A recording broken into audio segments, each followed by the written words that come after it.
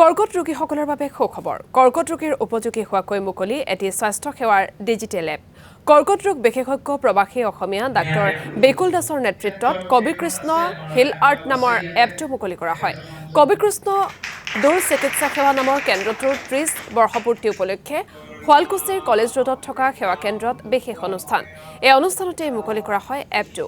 এপৰ জৰিয়তে যিকোনো এগৰাকী ৰোগীয়ে যিকোনো স্থানৰ পৰাই কবিকৃষ্ণ দূৰ চিকিৎসা সেৱাৰ চিকিৎসকৰ লগত যোগাযোগ কৰিব পাৰিব লাভ কৰিব স্বাস্থ্য সম্বন্ধীয় শেহতীয়া তথ্যসমূহ এই অনুষ্ঠানত উপস্থিত থাকে গুৱাহাটী এইমছৰ চিকিৎসক দেৱজ্যোতি কলিতা সঞ্জীৱ ৰাউতৰ লগতে কেইবাগৰাকীও বিশিষ্ট ব্যক্তি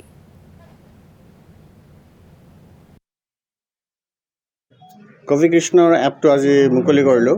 এই এপটো মানে মই প্ৰায় এবছৰমানৰ পৰা কাম কৰি আছোঁ মই এতিয়া এআইত কাম কৰি আছোঁ কেলিফৰ্ণিয়াত কিন্তু ডক্টৰ বিকুল দাসে যেতিয়া মোক কথা পাতিলে যে এইটো এপ বনাইছোঁ মই শুৱালকুছিত আৰম্ভ কৰিম আৰু অসমৰ মানুহৰ কাৰণে ভাল হ'ব তেতিয়া মই ভাবিলোঁ যে এইটো যদি অভ্যৰ্থনা যদি মই বস্তুটোত জইন কৰি দিওঁ মই বহুত কাম যিবোৰ কৰিছোঁ আগতে সেইবোৰ ইয়াত এপ্লাই কৰি পেলাই এপটো ভাল কৰিব পাৰিম সেইটোৱে মোৰ ধান্দা আছিল আজি যিটো এপ ইউজ কৰিলোঁ এতিয়া উলিয়াইছে সেইটো প্ৰায় 300জন পেচেণ্ট মানক প্ৰথমতে ৰিলিজ হ'ব আৰু আমি চাম কেনেকৈ মানুহে ইউজ কৰিছে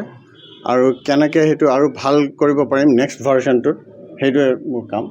আৰু ইয়াৰ ডক্টৰ বিকুল দাসৰ যিবোৰ ষ্টুডেণ্ট আৰু কলিগছ আছে